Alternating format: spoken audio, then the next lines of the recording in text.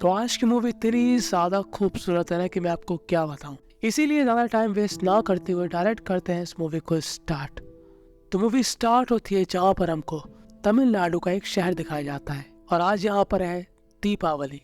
तो देखो, अलग अलग स्टेट में अलग अलग रीति और रिवाज के साथ दीपावली मनाई जाती है।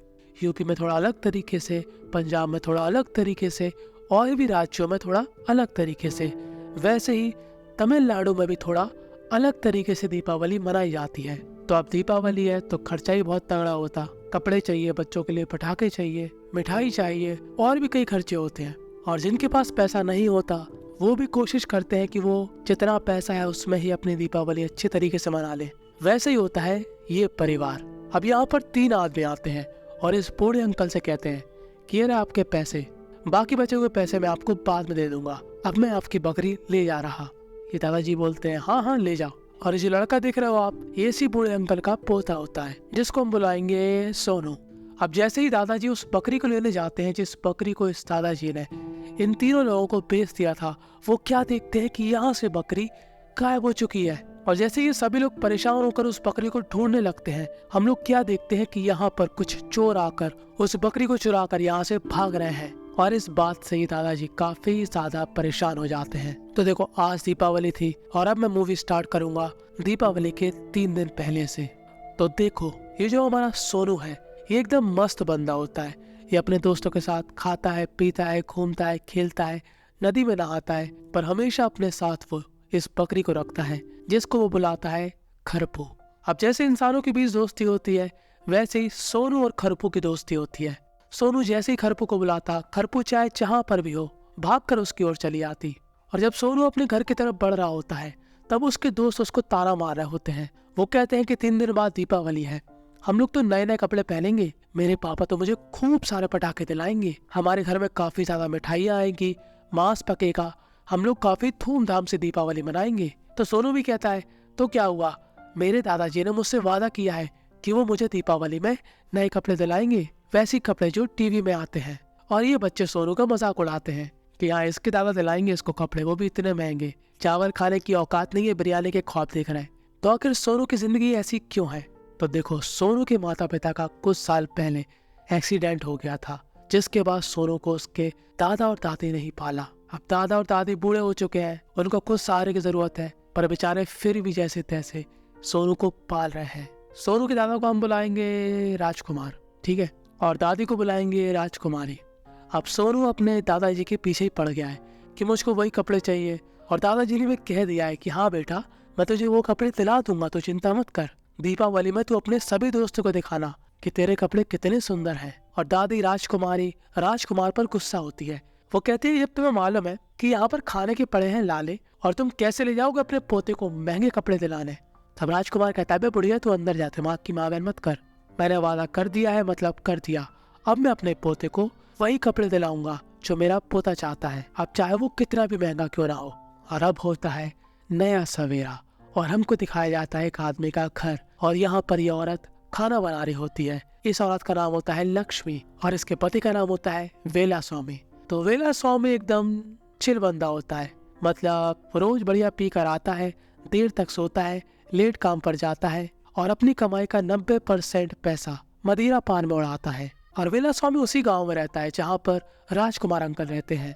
अब यहाँ पर वेला स्वामी तो मस्त अपना पीकर चिल है, पर बेचारे सोनू के दादाजी राजकुमार काफी ज्यादा परेशान है कि वो दीपावली कैसे मनाएंगे, आखिर वो सोनू को महंगे कपड़े कैसे दिलाएंगे। तभी यहाँ पर एक आदमी अखबार पढ़ रहा होता है और सोनू कहता है दादाजी यही वो कपड़ा है जो मुझको दीपावली में चाहिए। तो दादाजी अखबार के इस पन्ने को अपने पास रख लेते हैं और कहते हैं बेटा चिंता मत कर, मैं तुझको यही कपड़ा दिलाऊंगा। और जो हमारा वेला स्वामी था वो हर रोज की तरह आज भी लेट दुकान में आया था। अब जो इस दुकान का मालिक है वो तो यहाँ पर वेला स्वामी से कुछ नहीं कहता, पर इस दुकान के मालिक का बेटा वेला स्वामी से किलसता था कि ये साला अपने मन से आता है और दुकान में काम करने वाला है, पर एटीट्यूड इतना दिखाता है कि पूछो मत। और जब शाम को दुकान बंद हो जाती है तब इस दुकान के मालिक के बेटे और वेला स्वामी की बहस हो जाती है। दुकान के मालिक का बेटा कहता है अबे तू समझता क्या अपने आप को, तू जब चाहे तब आएगा, तू जैसे चाहे वैसा यहाँ पर करेगा, ये दुकान मेरी और मेरे पापा की है ना कि तेरी। तो वेला स्वामी कहता है तू भूल गया, तेरे पापा को पहला बकरा मैंने ही दिया था और उसी बकरे को काट के आज तेरे पापा ने इतनी बड़ी दुकान खोल ली और आज तो मुझसे ही मुंह चला रहा, जा नहीं करनी तेरे यहाँ पे नौकरी। और ये मालिक का बेटा इस बात पर वेला स्वामी को काम से निकाल देता है। तो वेला स्वामी कहता है हाँ निकाल दे, मैं तेरी दुकान के सामने अपनी दुकान खोलूंगा, क्योंकि पूरे गांव में मेरे से अच्छा मांस कोई नहीं काटता। और अब वेला स्वामी की नौकरी जा चुकी है और वेला स्वामी को काफी ज्यादा गुस्सा आ चुकी है उस मालिक के बेटे के ऊपर। और वो आज अपने दोस्त से यही कह रहा कि देख लेना, मैं उसी दुकान के सामने अपनी दुकान खोलूंगा और एक ना एक दिन मैं वो दुकान बंद करवा दूंगा। और यहीं पर वेला स्वामी के करीब में 4 लोग बैठे होते हैं। ये 4 लोग दरअसल चोर होते हैं और ये लोग चाहते हैं कि दीपावली तक ये लोग एक बड़ा हाथ मार लें, जिससे लोगों की दीपावली बन जाए। तो देखो इस मूवी के अंदर 4 लोगों की स्टोरी है। पहली तो हो गई हमारे सोनू की, दूसरी हो गई हमारे वेला स्वामी की, तीसरी हो गई इन चोरों की और चौथी स्टोरी है वेला स्वामी के बेटे की। अब वो स्टोरी मैं आपको बाद में बताऊंगा। अब यहाँ पर पहले वेला स्वामी अपने घर जाता है और वो यहाँ पर रो रहा होता है। तो उसकी बीवी कहती है क्या हुआ? तब वेला स्वामी कहता है कि मुझे मोहम्मद भाई के लड़के ने काम से निकाल दिया और मुझे काफी गुस्सा आ रहा था, इसलिए मेरे पास जितना भी पैसा था मैंने उन सारे पैसे का मदिरा पान कर लिया और अब मैंने डिसीजन लिया है कि मैं मोहम्मद भाई की दुकान के सामने ही अपनी दुकान खोलूंगा। और आज वो अपनी बीवी को एक वचन देता है कि वो आज से कभी मदिरा पान नहीं करेगा, जितना करना था उसने आज ही कर लिया। और दूसरी तरफ हमारे सोनू के दादा जो कि यहाँ पर परेशान है कि वो पैसे का जुगाड़ कहाँ से करें, क्योंकि वो काफी लोगों से मदद मांग चुके हैं पर उनको कोई भी पैसा नहीं दे रहा। उनके पास एक जमीन भी है पर वो बंजर है, इसलिए कोई उसको खरीदना भी नहीं चाहता। और अब ले दे कि उनके पास ये पूजा का बकरा है जिसका नाम है खरपू और अब दादाजी इसी को बेचना चाहते हैं। पर सोनू इस बात से काफी ज्यादा दुखी है, वो नहीं चाहता कि दादाजी खरपू को बेच दें। पर दादाजी कहते हैं अबे मेरे पास पैसा कहाँ से आएगा, अगर तुझे दीपावली में नए कपड़े चाहिए तो मुझे खरपू को बेचना पड़ेगा। तो सोनू कहता है मुझको नहीं चाहिए दीपावली में नए कपड़े, पर आप प्लीज खरपू को मत बेचो। पर दादाजी को इसको बेचना ही था, पर समस्या ये थी कि ये पूजा वाला बकरा था तो कोई इसको ले नहीं रहा था। अब एक साइड यहाँ पर दादाजी का बकरा कोई ले नहीं रहा और दूसरी साइड कोई वेला स्वामी को बकरी दे नहीं रहा, क्योंकि वेला स्वामी के पास पूरे पैसे नहीं है। और कुछ लोग वेला स्वामी को इसलिए बकरी नहीं दे रहे क्योंकि उनको मालूम है कि वेला स्वामी पियक्कड़ है, इसका काम में मन तो लगेगा नहीं, 1-2 दिन बाद इसका धंधा बंद हो जाएगा और फिर ये पीके सो जाएगा। और तभी वेला स्वामी को गांव वालों से मालूम चलता है कि राजकुमार भी अपने बकरे को बेचना चाहता है। तो वो राजकुमार के पास जाता है। तो राजकुमार कहता है देखो बेटा, मैं तुमसे झूठ नहीं बोलना चाहता हूँ, ये बकरा पूजा का है, अगर तुमको लेना है तो ठीक है, नहीं तो फिर मैं इस बकरे को लेकर शहर के बाहर जाऊंगा। तो वेला स्वामी कहता है मैं इन सब बातों में नहीं मानता, मुझे अपनी दुकान खोलना है और मुझे ये बकरा चाहिए। अभी मेरे पास सिर्फ 500 रुपए हैं, अभी मैं और पैसे इकट्ठे कर लूंगा और इस बकरे को ले जाऊंगा। पर यहाँ पर सोनू बेचारा काफी ज्यादा दुखी है, वह नहीं चाहता कि उसके दादाजी खरपू को बेचे। और अब मैं आपको सुनाऊंगा इस मूवी के चौथे बंदे की स्टोरी, जो कि है वेला स्वामी का बेटा। तो देखो वेला स्वामी का बेटा एक लड़की से प्यार करता है और इन दोनों ने ही प्लान बनाया है दीपावली में भागने का, क्योंकि इस लड़की के माता पिता नहीं चाहते कि उनकी लड़की वेला स्वामी के बेटे से शादी करे। पर वेला स्वामी को इस बारे में कुछ भी नहीं मालूम। अभी उसकी पहली टेंशन है कि आखिर वो कैसे पैसे का इंतजाम करे। कि तभी उसका दोस्त उसको देता है एक आइडिया। वो वेला स्वामी से कहता है देखो, मार्केट में मांस की कीमत है 800 रुपए, हम लोगों को देंगे 700 रुपए में, हम लोगों से आधा एडवांस ले लेंगे और पूरा पैसा उनको मांस देने के बाद ले लेंगे। और ये आइडिया इनका काम भी कर जाता है। गांव में काफी लोग उनसे एडवांस में बुकिंग करा लेते हैं। अब 800 की चीज 700 में मिलेगी तो कौन नहीं लेगा। पर साथ ही साथ लोगों को ये भी मालूम था कि वेला स्वामी एक नंबर का बेवड़ा है, पर फिर भी काफी लोगों ने उस पर भरोसा कर लिया था। और अगले दिन थी दीपावली और जो वेला स्वामी का बेटा था वो आज रात 12 बजे के बाद उस लड़के के साथ भागने वाला था। पर वेला स्वामी अपने बेटे से कहता है तू मेरे साथ चल, हमें बकरी लेकर आना है। और ये लड़की इसका इंतजार कर रही होती है। और अब हमको वही सीन दिखाया जाता है जो हमको शुरू में दिखाया गया था। वेला स्वामी अपने बेटे और अपने दोस्त के साथ यहाँ पर बकरा लेने आता है। वो दादाजी को पैसे देता है, पर दादाजी जैसे ही बकरे को लेने जाते हैं बकरा यहाँ पर नहीं होता। कुछ चोर आकर उस बकरे को ले गए और ये चोर वही लोग होते हैं जिनको हमने ठेके पर देखा था।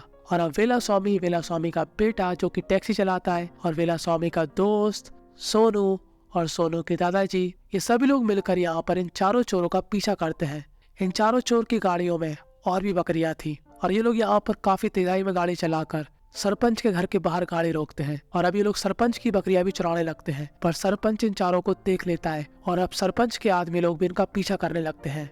और अब गाँव में बात फैल चुकी है कि वेला स्वामी की बकरी चोरी हो चुकी है और अब वेला स्वामी लोगों को मांस कहाँ से देगा। और इसलिए वेला स्वामी अब किसी का फोन नहीं उठाता। पर अब इन चोरों के पीछे सरपंच भी लग चुका था और अब ये चोर लोग घबराए आते हैं और अपनी गाड़ी जंगल में डाल देते हैं और इनकी गाड़ी एक गड्ढे में फंस के पलट जाती है। और ये सारे चोर गाड़ी और बकरी छोड़कर यहाँ से भाग जाते हैं। और अब ये सभी लोग यहाँ पर आकर अपनी अपनी बकरियां ढूंढने लगते हैं और अब सरपंच अपनी बकरियां और ये लोग खरपू को ढूंढने लगते हैं। और यहाँ पर दूसरी तरफ सोनू की दादी काफी परेशान थी। वो सोच रही थी कि मेरा पोता लगता है इस दीपावली नए कपड़े नहीं पहन पाएगा। तभी इन दादी को एक बात याद आती है कि वो हर दिन थोड़े थोड़े पैसे इकट्ठे करती थी और आज ये दादी अपने उन सारे पैसों को बाहर निकाल लेती है।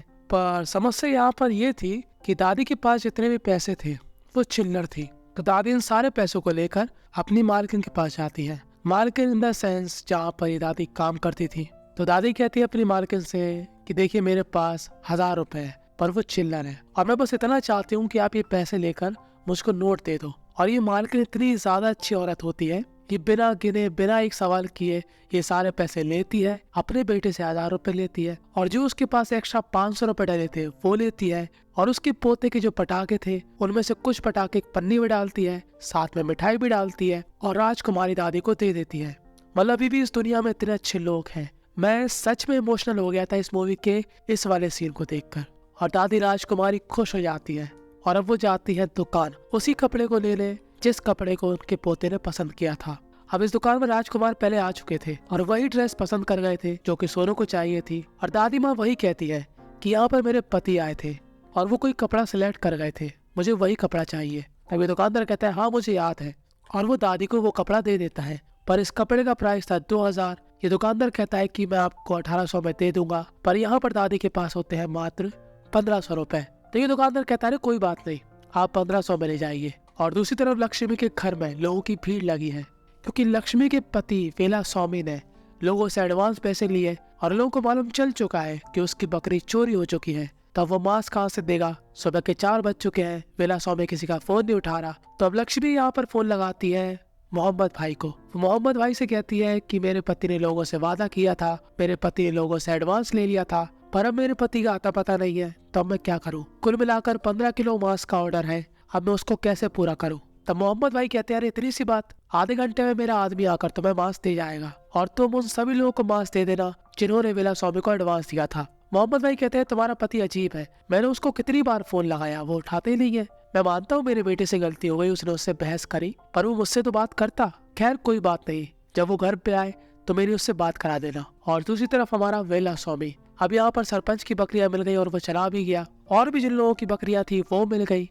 पर यहाँ पर खरपू अभी तक किसी को नहीं मिला। और अब वेला स्वामी काफी ज्यादा दुखी हो चुका है और उससे कहीं ज्यादा दुखी है सोनू के दादाजी। पर तभी सोनू के दादा एक बात नोटिस करते हैं कि अभी तक सोनू ने एक भी बार खरपू को चिल्ला के नहीं बुलाया, क्योंकि ऐसा करने पे खरपू तुरंत सोनू के पास आ जाता। तो दादाजी सोनू से कहते हैं बेटा तू बहुत चालाक है, तूने एक भी बार नहीं बुलाया अभी तक खरपू को, अब एक बार बुला। नहीं बेचूंगा मैं खरपू को, लेकिन तू उसको बुला। और अब क्या था, सोनू जैसे ही अपने बकरे को बुलाता है खरपू, खरपू यहाँ पर 1 सेकंड में आ जाता कि तभी यहाँ पर वेला स्वामी के पास उसकी बीवी का फोन आता है जो कि उसको सारी बात बताती है कि मोहम्मद भाई ने हमारी मदद कर दी है, चिंता मत करना। और साथ ही साथ वो अपने बेटे से बात करती है। वो कहती है जिसको तू प्यार करता था ना, वो लड़की आज घर पे आ गई है और आज मैं तुम लोगों की शादी करा के ही रहूंगी। मतलब वेला स्वामी भी खुश, उसका बेटा भी खुश, ये लड़की भी खुश, लक्ष्मी भी खुश। और सोनू और उसके दादाजी जैसे ही घर पहुंचते हैं ये दोनों भी खुश, क्योंकि यहाँ पर कपड़े का इंतजाम हो गया है, साथ में पटाखे भी है, अच्छा खासा खाना भी है। वेला स्वामी की यहाँ खुशी का माहौल है। उसने मोहम्मद भाई से बातचीत करके सभी मैटर सुलझा लिया। सोनू ने नए कपड़े पहनकर पटाखे फोड़कर अपने दीपावली का त्योहार मना लिया और बस यहीं पर ये मूवी थी एंड हो जाती है। अब इस मूवी की कहानी बहुत सिंपल है, पर इस कहानी को जिस तरीके से प्रेजेंट किया गया ना, मजा आया।